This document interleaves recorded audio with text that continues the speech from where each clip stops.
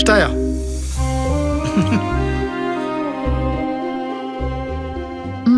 കൊള്ളാം.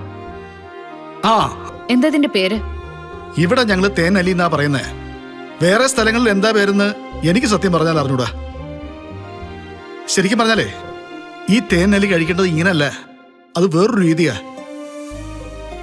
ശാന്തി, ഒരു 2 മാമ്പഴം എടുത്തോട്ട് വന്നേ. നല്ല പഴുത്ത് നോക്കിയെടുത്തോ.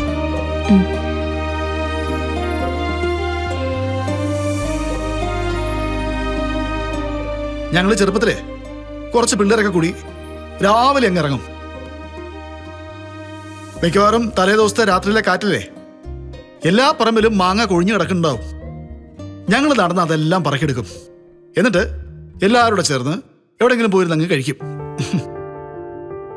പക്ഷെ അതിനുശേഷം നോക്കപ്പോഴേ ഈ മാങ്ങയുടെ കറയും നീരുമൊക്കെ ഇട്ടിരിക്കുന്ന ഡ്രസ്സിൽ മുഴുവൻ പേരിടും.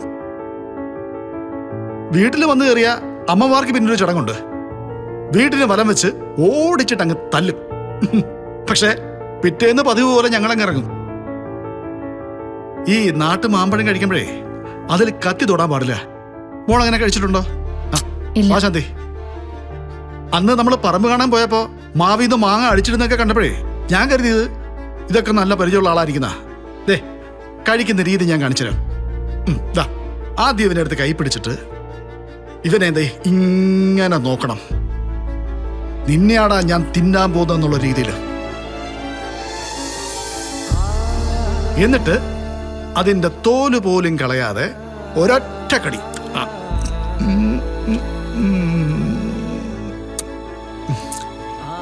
കണ്ടോളെ,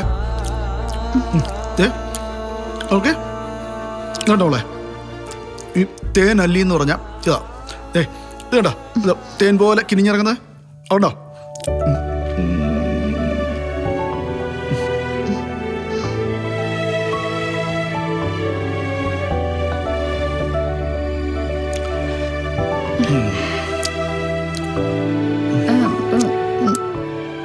ഞാനും ഇങ്ങനെ കഴിച്ചോട്ടെ?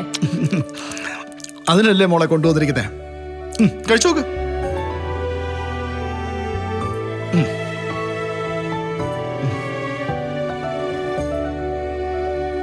എങ്ങനെയുണ്ട്? എങ്ങനെയുണ്ട്?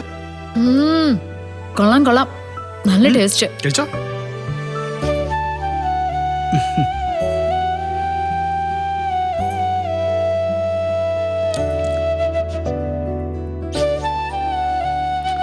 കഴിച്ചോ കഴിച്ചോ.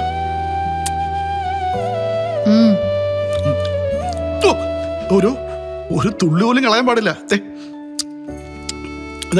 ഇങ്ങനെ നക്കിയെടുത്തോളാം, അതാണ് അതിന്റെ ഒരു രീതി.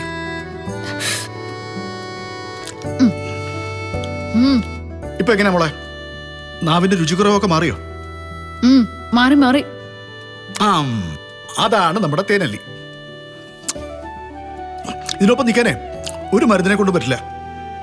കഴിച്ചോ കഴിച്ചോ കഴിച്ചോ.